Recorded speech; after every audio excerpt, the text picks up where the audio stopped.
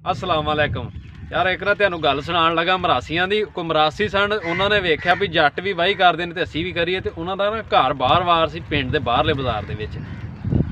ਉਹ ਜਿਹੜਾ ਚੌਧਰੀ ਜਿਹਦੀ ਉਹ ਜ਼ਮੀਨ ਸੀ ਨਾ, ਉਹਨੂੰ ਮਰਾਸੀਆਂ ਆਖਿਆ ਯਾਰ ਸਾਨੂੰ ਸ਼ੌਕ ਆ ਗਿਆ ਵਾਹੀ ਕਰਨ ਦਾ, ਤੇ ਸਾਨੂੰ ਆ ਕਿੱਲਾ ਦੇ। ਤੇ ਚੌਧਰੀ ਵੀ ਤੰਗ ਸੀ ਵੀ ਮਰਾਸੀ ਕੂੜਾ ਸੁੱਟਦੇ ਹਨ ਉੱਥੇ। ਉਹਨੇ ਕੋ ਲੋਕਾਂ ਨਾਲ 2000 ਘੱਟ ਉਹਨਾਂ ਨੂੰ ਦੇ ਦਿੱਤਾ। ਉਹਨਾਂ ਨੂੰ ਕਿਸੇ ਨੇ ਕਹਿ ਤਾ ਵੀ ਤੁਸੀਂ ਮੱਕੀ ਲਾ ਦਿਓ, ਛੱਲੀਆਂ ਵੇਚੋ, ਬੜੇ ਪੈਸੇ ਹੋਣ ਦੇ, ਬਾਕੀ ਟਾਂਡੇ ਵੇਚਿਓ। ਉਹਨਾਂ ਨੇ ਛੱਲੀ ਲਾ ਦਿੱਤੀ। ਜਦੋਂ ਪਈਆਂ ਨਾ ਬਾਰਿਸ਼ਾਂ ਤੇ ਅੱਲਾ ਪਾਕ ਦੇ ਅੱਲੋਂ ਗੜੇ ਪਏ। ਜਦੋਂ ਗੜੇ ਪਏ ਨਾ ਤੇ ਉਹ ਮੱਕੀ ਸਾਰੀ ਟੁੱਟਣੀ ਸ਼ੁਰੂ ਹੋ ਗਈ।